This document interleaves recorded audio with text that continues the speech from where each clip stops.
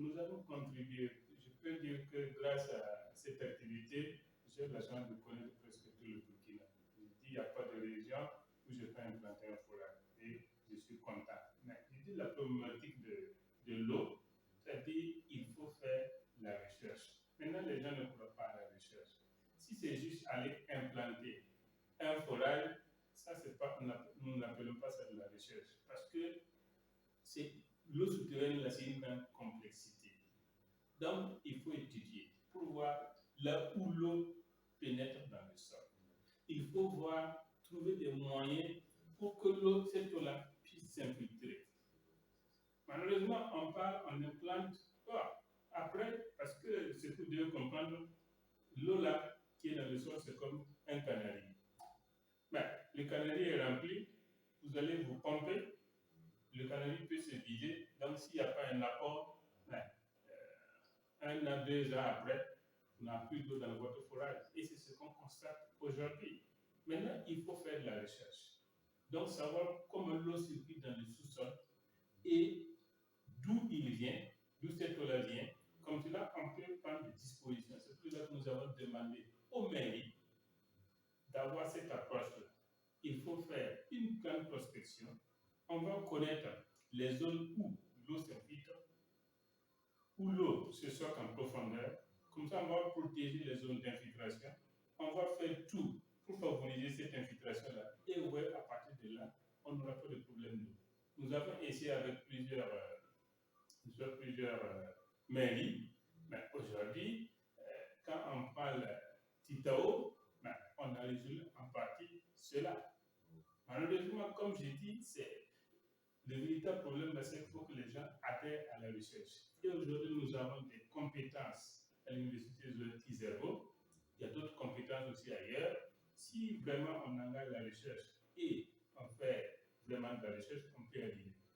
Bon, c'est vrai qu'aujourd'hui, il y a un projet de la Banque mondiale qui se structure, mais nous avons contribué à l'approche. Mais aujourd'hui, on constate que le travail a été donné à des bureaux d'études. On se demande comment on va arriver à atteindre nos objectifs. Donc, on a fait un exemple très clair, même avec le peu de moyens on a essayé de faire la recherche. Et aujourd'hui, en tout cas, je suis fier d'avoir contribué à former 3 thésards au niveau de Burkina. Et l'un des thésards, il a fait un travail très formidable qui indique les zones où on peut avoir de l'eau au niveau aux alentours de la région du centre. Et si les gens continuaient, si on persévérait dans cette recherche-là, théoriquement, on ne devait pas avoir de problème d'eau au niveau du Burkina. Et je vous donne un exemple très clair. Vous voyez, aujourd'hui, quand on dit à quelqu'un d'aller implanter de l'eau souterraine dans la région de Zignalé, les gens tremblent parce qu'on dit qu'il n'y a pas de l'eau à Zignalé. Dans le paradoxe, nous avons trouvé des zones où il y a des grandes quantités d'eau. Inépuisable. Oui. Donc, on a dynamité la roche et l'eau a jailli comme dans la Bible. Et cette eau-là, on a utilisé pour faire tout. Malheureusement, quand on demande qu'on protège cela, on sent que ça pose des problèmes. Aujourd'hui, c'est les carrières qui ont pris ça.